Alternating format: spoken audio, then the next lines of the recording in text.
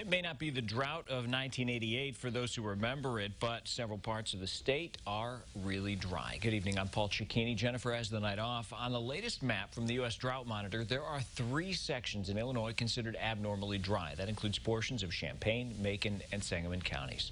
We have team coverage tonight. WCIA3's Courtney Bunting is live in Urbana. Chief Meteorologist Kevin Leidy is in the tracking center.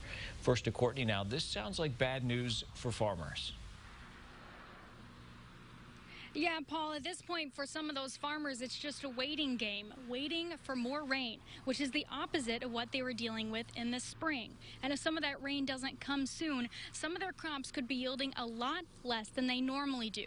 Now, some of those crops include grasses and beans. Both of those have a risk of yielding only half of what they usually do if rain continues to hold out. Corn, on the other hand, has potential to do really well, according to farmers, but only if rain comes soon.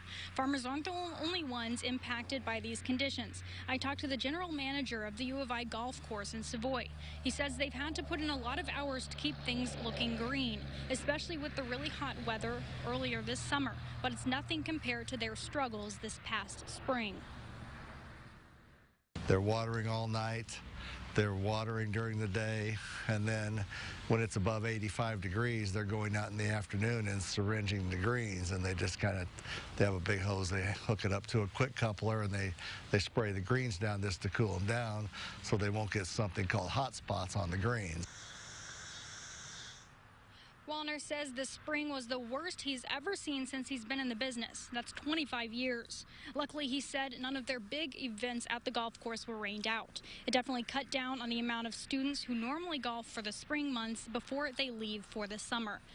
And I also reached out to the Champaign Park District to see how they're impacted by this lack of rain, but they said they aren't experiencing anything out of the ordinary quite yet.